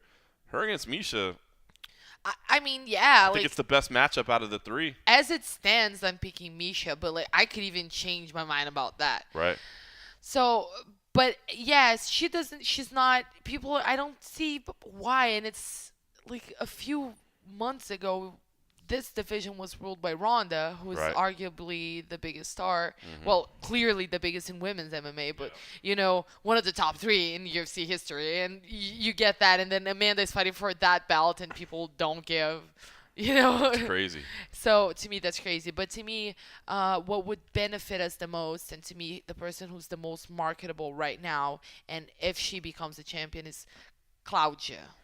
Not Claudia. Claudia. I didn't try that one because I knew I would butcher that one. Yeah, I'm not going to have you say Gadelha, because you guys are incapable of saying Gadelha correctly. But yeah, Claudia, she's like, she, to me, if she becomes champ, and we, like you said, that first fight, insanely close. Yep. Had it for her, had no major problem with it being for It's not a Joanna. robbery. It was just like, Yeah. oh my god. Okay, well, I guess I can see that. You think she has she has more potential to catch on with the Brazilian audience, you're saying? I do, because it's just first of all, she's charismatic. Mm-hmm. She's eloquent. She's got charisma, and she's a marketable overall package. And the way that she carries herself, she's nice but not too nice. In that she's bland. She always she's nice with a twist. Right. You know, She'll throw a little jab out there. she's She'll got throw a little something. zing on it, and Yep. she speaks English, as you guys know, Right. very well. So I just think if Claudia wins, it's very big for us. It's bigger than having Amanda win. As much as I like Amanda, and as much as I actually like her chances for the fight, I just think that all these people, Claudia is the person that we can work with, just for the sheer woman, and it's still a new thing. I hate saying it, but it's still a thing. It's still a factor, and being the first, she would be the first Brazilian women's champ in the UFC. Yep. So, yeah, I mean, obviously, if Amanda wins, that's gonna gain some traction. But If she wins, I think it's going to be a big knockout, and that's kind of what the division needs. Just look what Holly did with Ronda. Yeah. It was that division that was all decisions for the longest time, and Ronda submitting people, and then you get a big knockout in there. I think it's. And it could be. I'm telling you, I'm picking Misha just because I think, again, Amanda fades. There's just no doubt about it. She fades every time. Even in her last fight, she faded, as time wears on. But, I mean, she is powerful. And it was interesting to hear Misha the other day at the media day in Las Vegas, asking her, hey, do you expect it, to fade late? She's like, well, I think waiting for somebody to get tired is a pretty piss-poor strategy. I thought that was awesome. I was like, touche. Well done. Yeah. Well done. But at the same time, I think she sometimes engages too much. So she's putting herself in too much danger with a fighter like Amanda. She might just, you know what? Fuck this. I'm just going to go all out and just kind of brawl her or something. And then she might get the worst of that. We are talking about a woman who thinks it would be fun to fight Cyborg. Yeah, but then she fought Holly, who, did what she did to Ronda, and she survived, and then she won. It's true. It's very true. So, I have a tough time, underestimating Misha after having underestimated her for long enough that now I'm just kind of yeah, I'm just gonna. You give her won me props. over, yeah. I'm definitely looking forward to Aldo Edgar, which is, everything's gonna fly under the radar when there's so many big fights. But I'm definitely looking forward to Aldo Edgar, and I'm definitely looking forward to Derek Lewis versus Roy Nelson. Of course you are. That's a fight right there. Of course That's a you fight. are. Oh, now I'm gonna get some hate. That's a great fight. I get heat. I mean, let's be fair here, okay? It's true. And what do you think though? I'm just gonna take over the podcast. Go ahead. I'm done. I'm just ready to have some frosty beverages. I'm gonna take over. You guys can leave. I'm just gonna talk. But who do you have, Aldo or Edgar? Thought you were gonna ask me about Lewis and Nelson. I don't care about Lewis and Nelson. Going with my boy Black Beast. Of course you are. Yeah. Color me shocked. Dude, I'm so. I don't. And I haven't gone back and watched the first fight in a long time, but I know Edgar feels like he won the first fight, and I just remember watching it live. He did That's not, what I'm bro. saying. I remember watching that fight. I think if I remember right, I might have had that 4 rounds to 1. Yeah, it was. Scoring it live, and then when he's had the whole thing, I want. So, but I mean, dude, where's Aldo's head at? What after the way he lost? Honestly, I think I'm leaning towards Aldo. To be honest with you, I think. The whole thing about, the whole loss that he had, I think it was a bit of an anomaly. I think even he would admit that Conor got to him, dude, straight up. Conor got to him. He would never admit that. Never admit it. Never admit it. Even he would admit, nope, he would not. He has never admitted, and maybe he will never. Maybe on his deathbed one day, or whatever, okay, Conor got to me. He did get in my head. He did get in my head. But I think he did. I think Aldo is still a great, and I think I'm leaning towards Aldo. But, dude, I'm so tired of doubting Frankie Edgar. That guy, I don't know how you can be a fan of mixed martial arts and not be a fan of Frankie Edgar. That dude is all you could ever ask for in a fighter. And still, people, it's just kind of And that's what we're talking about like earlier. You just can't really understand what's gonna make or break a fight. Make or break a fighter. And with Frankie, it's just to me, it's one of those guys who have not had a fair shake when it comes to like fan perception. And obviously, we can't rule on that. And there are a bunch of factors that go into it. But I also think he's an amazing fighter. And yeah, I'm very interested. I'm intrigued by that one. I love that fight. All right, It's funny because I know you guys haven't seen this yet. There was a Deadspin article today. It was titled, "Why are so many MMA fighters truthers, conspiracists, and just plain weird?" Oh God! Now you guys, I want to Same read reason- it. you Same guys were reason the taking MMA fans. you guys were busy taking a nap. I was busy reading the internet and cooking for you guys. So that And you washing guys, up after. and washing the dish. Yeah. Jesus Christ, I'm the worst man ever. Oh God! But no, I'm reading this. The article. Now it cited Tito Ortiz, the fact that he's been rallying for Donald Trump. It cited Jeff Monson. Okay. It cited Ronda Rousey. Remember when she retweeted the whole Sandy Hook? Sandy Hook thing. Yeah. It cited Joe Rogan. Joe Rogan being Of Joe course. Rogan. But it's kind of funny because even though you guys haven't read this yet, I want to ask you because it kind of reminds me of a conversation we were actually having earlier today, which is like one of the reasons we like MMA is because like the people are unique. You know what I mean? Like they're You could see your mind working towards that euphemism. Weird? Because they are weird, Unique? unique. So I wonder because knowing that you haven't read the article yet, but kind of understanding where it's probably going, and we understand the people that we cover very well. I mean, there are some kind of crazy characters, but I guess Dan, I'll start with you because, like as we mentioned earlier, you used to cover baseball and these millionaire assholes or whatever. Like, I just wonder, like, is it because the way the article kind of paints it, I don't want to say it paints it negatively, but yeah, it does kind of paint it negatively. Like, who are these, ridiculous people participating in this ridiculous sport? But there is something A, kind of endearing about it, and B, like kind of understandable about it. Like if you're going to lock yourself in a cage for money, you got to be a little weird. Well, I mean, I think a big part of it is if you're an NFL player, for the most part, you've had a similar kind of path as the other guys on the team. Like, you were a standout in high school, you went to a good college, you go through the NFL combine. That's so true. You cut your teeth. Like, everyone has that shared experience. And So baseball, a little less so. But all the guys coming from the Dominican or South American countries, they're going through the same academies, and it's not that they all have cookie-cutter personalities, but life experience is pretty much the same. MMA, the people that get into it are just every freaking walk of life imaginable. Like for every Joe Lazan, there's, some conspiracy theorist, and then there's some high school math teacher, and then there's some guy with an engineering degree who's just a big beefy dude, and you just you get everything. So of course you're going to get a few loose screws in there who think Sandy Hook was a government plot and think in chemtrails and What do you think, Fernanda? I mean, we talked about it. Interesting. Again, I always value your opinion because you're very like.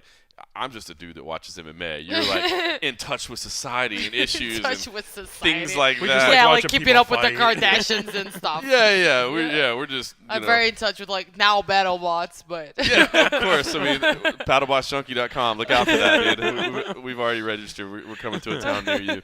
I mean, what do you think? I mean, do we have like an insanely large amount of weird people in the sport? And if we do, like, is that a bad thing?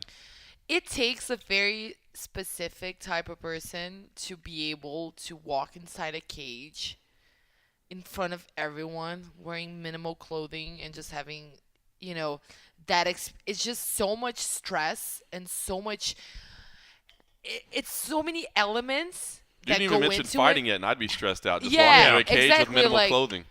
That too, like I won't go to the beach without a towel. You know, like I won't expose my belly button to strangers.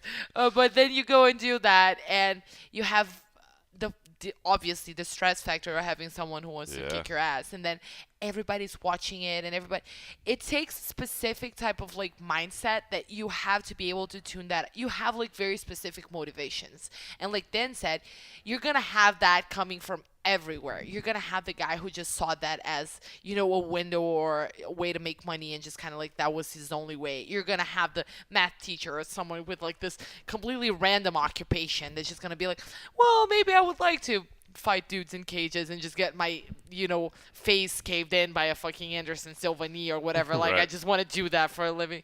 And to us, it's just kind of like, it's weird in a sense that it's not regular. It's not Right. something, and I don't think it's a bad thing. I don't think either. It's an awesome thing, and like I we think were it's talking, it's that's what why draws I love me the to sport. it. There's weird people. I mean, like there's just, as you said, it's not the same damn story over and over. I mean, Yeah. there is a story of the people that came from need. Like they Yeah. have no money and so they fought. Yeah, but it's still The like college wrestlers who needed an outlet. Yeah, True. Yeah, I mean, who there are wanted some to patterns. keep competing, Yeah. but it's so many people. But you though, still that have Bader and Jones, and like you take your college, even your college wrestlers are all a weird group. You Yeah. know, Yeah. So So I like the idea that you're almost always gonna get a semi-interesting backstory. Right.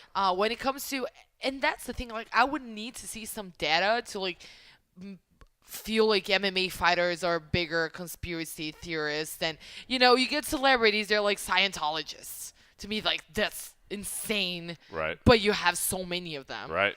And then in Brazil, okay, take soccer. Everybody's like insanely evangelical, religious. Sure. And in my head, that makes just as much sense Right. as a guy who believes, it's just kind of, so people will believe weird things. And sometimes you're going to have like the little bit, off the chains guy. But at the same time, I just kind of like, is it like. Do you believe that all Brazilian meat is tainted?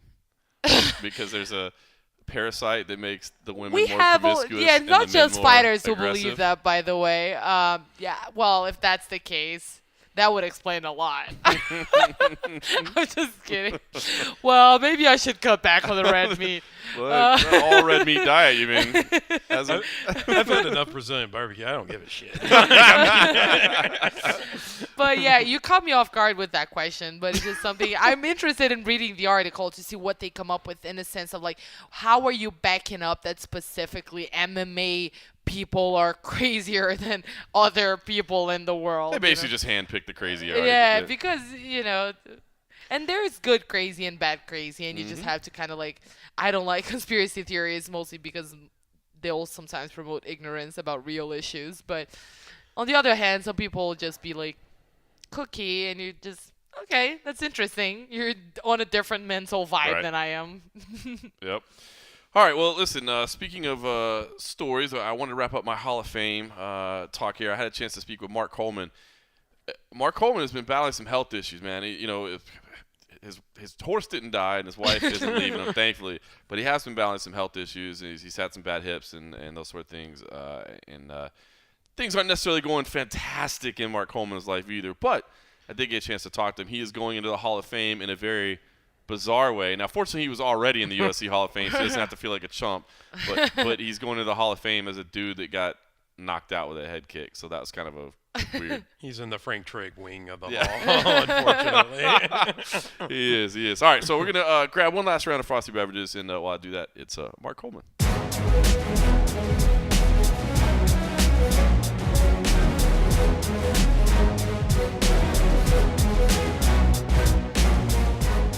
Mr. Coleman, how you doing? I'm doing okay. How are you? I'm good, man. I appreciate the time. Let's just get into it. You were already in the UFC Hall of Fame for your fantastic accomplishments, so certainly deserving there. But to find out that you're inducted again, but for a night that probably wasn't the favorite night of your career, what was the emotions like that you were kind of have to relive this fight again?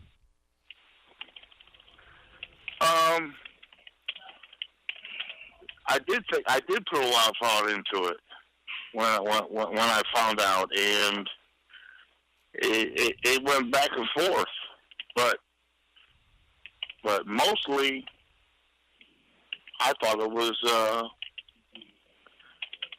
so cool, very cool, and I was at the end of the day, I was proud to have been in that cage that night, but there was other emotions that creeped in and said, well, what the hell?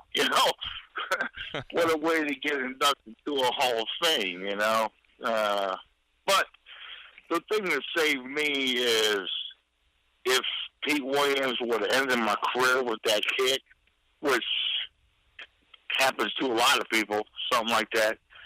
If he would have ended my career, I would still be completely demonized by that night. But I was able to come back, and you forget about the past. Absolutely. You don't forget about the past, but no, I won the Pride Grand Prix, and it basically relieved me of the pain from losing to Maurice Smith, Pete Williams, and then the Pedro Hizzle fight was a little bit shady. I think I won that son of a bitch. Oops, sorry about that. I think I won that fight. But Maurice Smith, oh man, I took a humbling ass whooping from him, and it's my own fault. My head was too big, and I thought I was going to destroy him easily, and no, he had a nice game plan, and it worked out pretty good. I just think he should have probably knocked me out that night. I was so tired. He should have stepped in and knocked me out, but he just, nowadays, they will. Dana White and everybody, they would expect Maurice Smith to step in and finish me off, but back then he played it safe, which I don't blame him. He wanted that damn belt, Right. so he didn't want to get too close to me because at one point it was a very close fight, but then he just wanted to pick me apart, and he beat the hell out of my legs. They were blacker than him after that fight was over.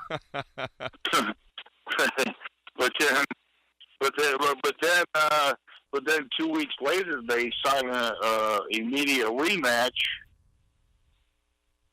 because I couldn't train for 2 weeks. My legs were so beat up. But as soon as they were able to go, I went into practice, and this time I'm going to train.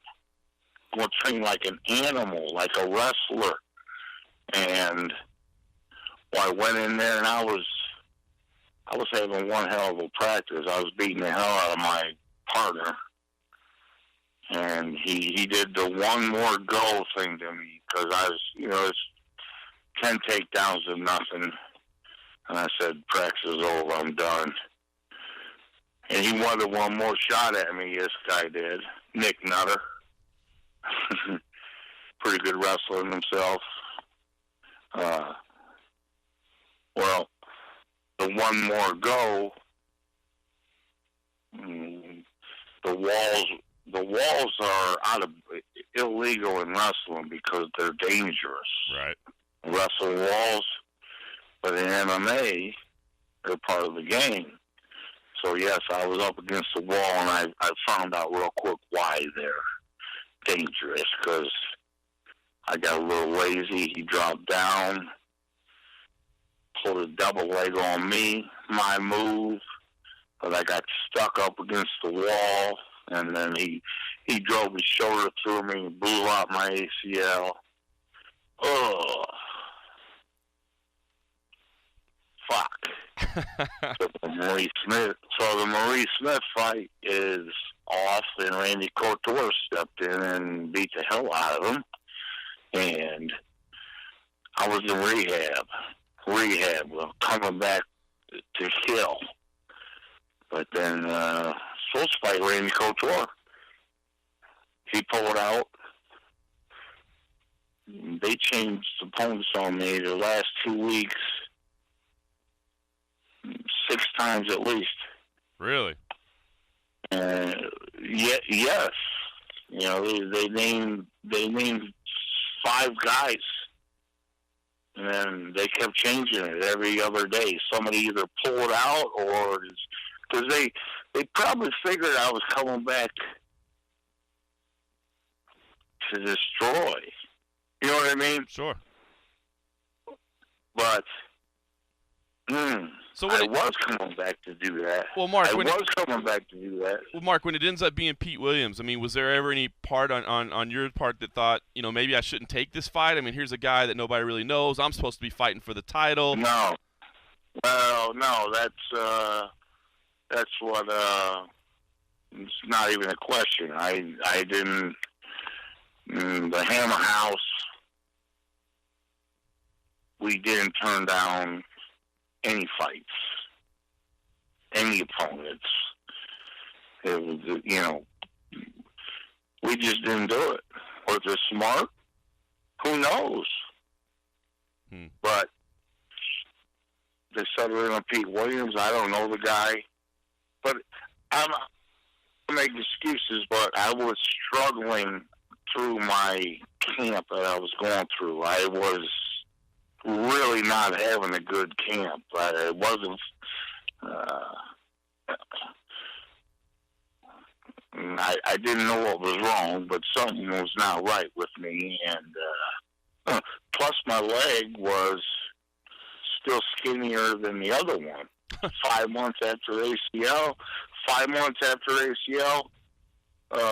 No, back then, shit.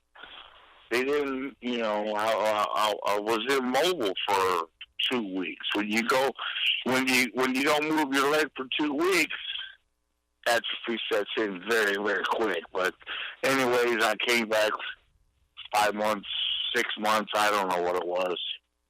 And just had a lot of doubts in my head. I just got my ass whooped by Marie Smith, first ass whooping of my life. And I'm not glad, but I'm lucky it wasn't Randy Couture in there because, oh, jeez. He would have had a field day on me that night. But, I turned it in, I was honestly,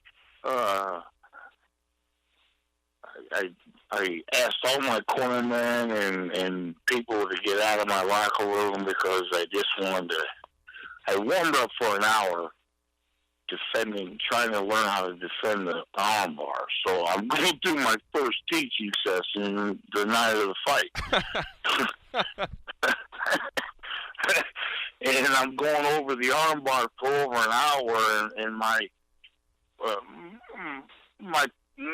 friends or coaches, whatever you want to call them, are watching, just kind of scratching their head because I went hard for an hour, and then walked back into my locker room, sat down, and things weren't right. Things weren't right. I couldn't stop sweating. Hypoglycemic. Actually, my thyroid was messed up. I didn't even know it. But I remember Big John opening the door, looking in to give me my final instructions. I know he remembers this moment because he looked at me and said, "Damn, you all right?" I'm sitting on the toilet, dude, just bent over, sweating. And I said, "Yeah, I'm all right." But actually, I was honestly saying I just wish I could run out the side door. Wow. I wanted to get out of there, but that ain't my style. I walked in there, did my best, damn near beat the guy. Yeah.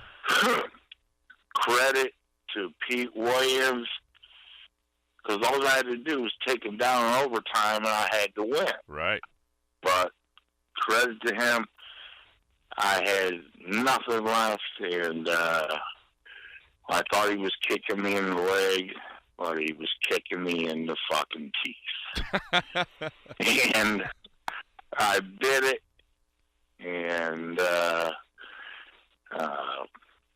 it was horrible. I mean, it was just sad, when you come to and finally realize what happened. It was very sad. I thought I just was an old dude. I'm 32 years old. I thought I was just turned old overnight, and damn, I got knocked out because I didn't know I got knocked out for a long time. But wow. Yeah. After that fight, did you go back and watch it, or did you kind of just try to forget about it afterwards? I mean, did you go back and see it and break it down, or did you just try to forget all about it? Well, I had to watch it at least once. I don't know. I'm not going to say it's one of my favorite fights to watch, but I know I watched it at least once, if not twice. But I've seen the ending 1,000 times. Right. The ending is that's what kind of made it. Probably helped make it into the Hall of Fame was the ending. But the actual fight, now that they're putting it in the Hall of Fame, I'm going to have to go back and watch it a few times. I'm probably going to get disgusted because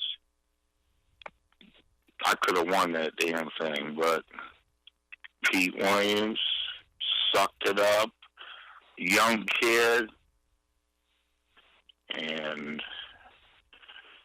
I made the wrestler's rookie mistake and thought he was kicking me in the leg and reached down to grab his leg because I needed to take him down. And nope, he was coming straight up to the, like I said, the teeth, nose area. And he got me. He got me, and, well, like I said, I wouldn't, if that's where my career ended, I probably would be sitting here just sick to my stomach. But fortunately for me,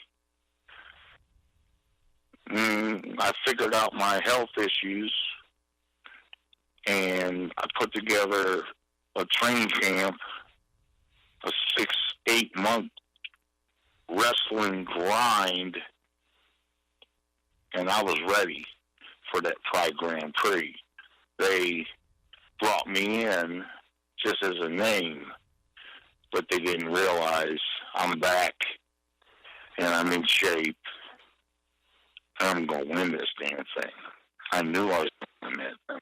I knew I was going to win that, to be honest with you. You had an incredible run in Pride. There's no doubt about it. I did wonder. I mean, obviously, at that point, you were in Pride. Pete was still in the UFC. Did you ever think about wanting to have that fight again? Did you ever think, God, I got to fight Pete Williams again? I probably did, but honestly, right now, I don't recall that being a major thing on my chart.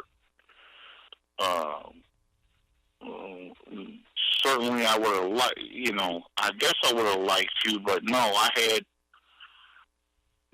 had other things going, and Pete Williams would have been a step back.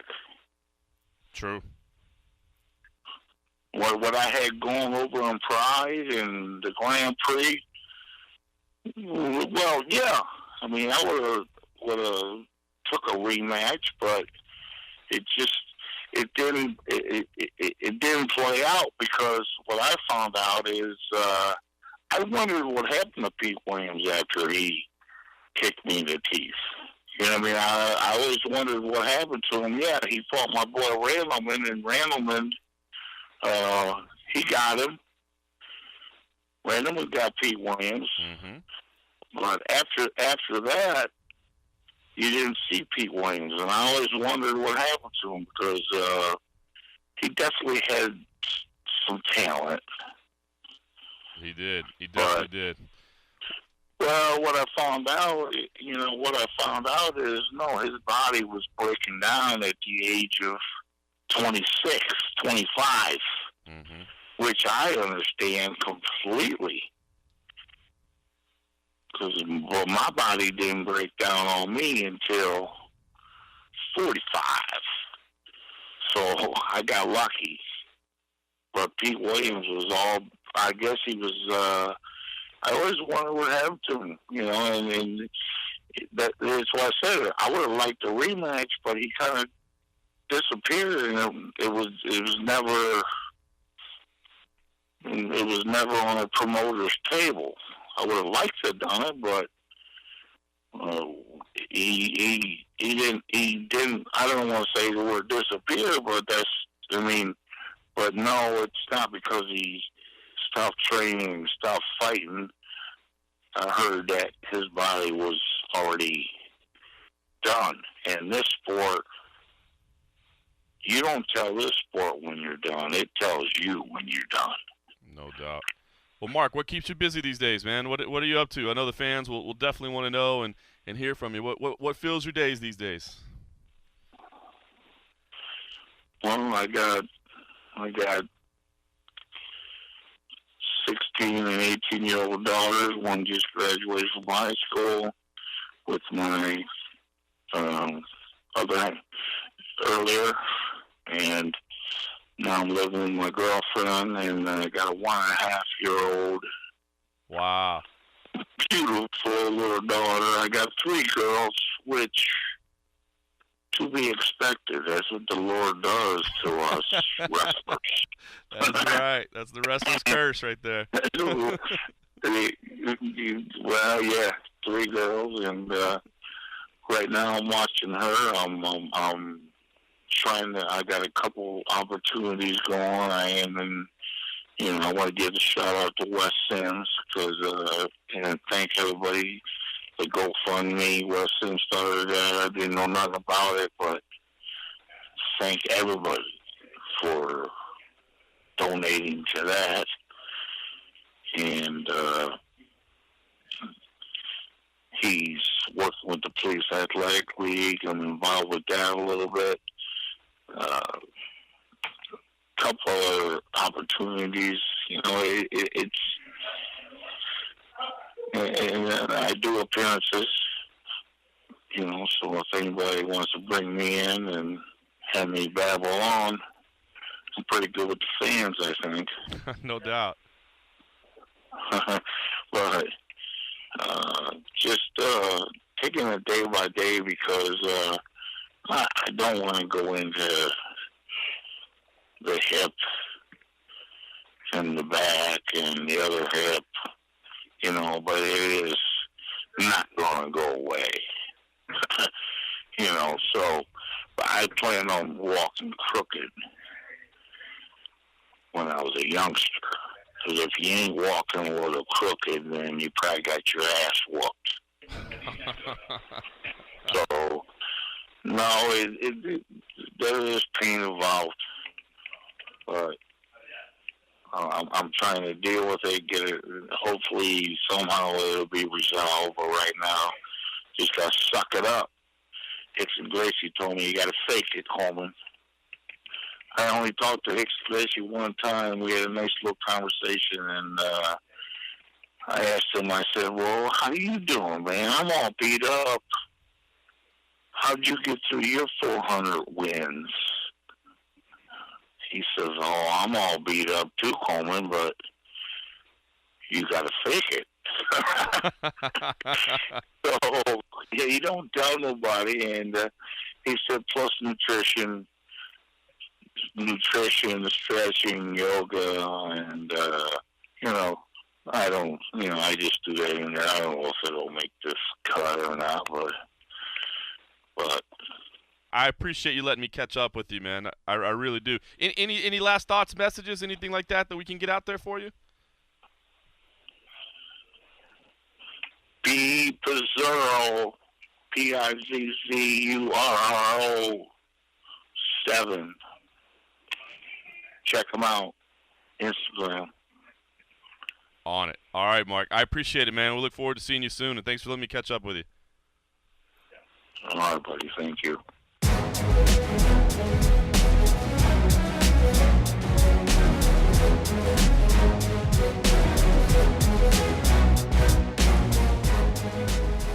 Welcome back to the MMA Roadshow. That was Mark Coleman. Fernanda, let me ask you, did you ever think this is a piece of America that you would see? Well, that was kind of like, I'm just hours away from Nashville. Like, I would never in a different scenario or like circumstance in life be here, but I'll gladly take it. Yeah. Like you said. Tornadoes, earthquakes, hurricanes, terrorists, global warming, flooding. Like, we're immune from everything. I'm in the middle of the country, surrounded by attacks. nothing. Like, if we go to war, there is nothing around here that anyone is going to bomb for years. Like, you guys can laugh and everything, but when I'm alive in 2020 and you guys aren't, hell, I won't even know the world had ended. The news won't even get here for Where is 5 or 10 everyone? years. Why did nobody show up? Why hasn't the website been updated? This Yeah, morning? that's the only way we'd know. Everyone the website died. didn't get updated. No, we're not on Skype to Everybody's answer you. offline. Why? Why is everybody offline? But I agree that dead is living life right. As a person who's not that much of a people's person, I guess I can totally relate to the lifestyle. I just might move in, Dan. Sorry, just gonna hang out. And like a big part of it, one of the few guys I talked to kind of about moving in the middle of nowhere is Ben Folks, who lives in Montana. And he lives in a decent sized city, but man, just seeing like his Facebook and Twitter photos of just being out in nature and stuff. Right. Like, I'd never been an outdoor guy, and just moving here kind of makes you. And I was dealing with stress and shit like that, and it was getting bad. So I'm still a grump, but could you imagine if I actually still lived in a little shoebox in a big city, how much worse it would be? No, So- I will say I'm excited. It sounds like you're actually going to get back on the road, right? Are Yeah. you maybe? I mean, Russ from Boston's holding me to it now too. Oh, yeah? Because, yeah, I keep saying UFC 203 in Cleveland. You're an Ohio native. Yeah. You're verbally committing to making it to UFC I'm getting my 203. travel request done tomorrow, and I'll probably drive up there because my sister it lives about halfway between there and Springfield, Ohio, where I grew up. So, no, it'll be good to get to an event. I was telling you, the last event I did was the last troop show at Fort Campbell, which was 2004, 2003. No, not that long. Yeah, it was No, October. Not 2004. You weren't even. I think Damon Martin was still at MMA Weekly. That's how long It's been a ago while. it- Not yeah. 2004. We didn't even have Junkie in 2004. Oh, I'm sorry, 2004. Jesus Christ. Dude, I'm so old now. I wasn't even born. I was a child in 2004. That was November 2013. It's been almost three years since I've done an event. Yeah, you should probably get on the road. Yeah, it'd be good to see how everyone's changed and who's died since the last time I've been to an event. Oh man, yeah. Well, Whose horses died too. yeah. Is Neil Davidson still at events? Not very often. Yeah, I was going to say everyone I knew is probably long gone. by now. You will not recognize anybody. That's hilarious. Well, it'll be good. I'm sorry I'm going to miss that one. So, all right. Well, listen, it's getting late. I got to upload all this stuff to Cold Coffee so he can edit everything together. Even though he's not here, he's always working and helping us out. So, thank you both for your time. I appreciate it. Now we'll consume some frosty beverages in the middle of nowhere. And to everybody else, thanks for listening. That's too funny. So, Dan, you want to uncover one ear just so you can hear me? Because I don't have the audio splitter yet. See, pro. Pull the left one back a little bit. There you go. That way you can hear me like room level. Okay. I have an audio splitter on order, but I just don't have it yet. Oh, okay. So let's see how that. Be good. All right. Everybody's beer or soda or beer is in place. Soda. All right. In Canada, they call it pop. Pop. That's what we call it in Ohio. Yeah, pop. And Soda. I said that a couple times to my nieces. They're like, "What? What?" I was like, "Soda." They Why can't do you even call process it pop, it. Uncle Dan? That's funny. Nothing like having a 5-year-old look at you like you're a fucking idiot. Awesome.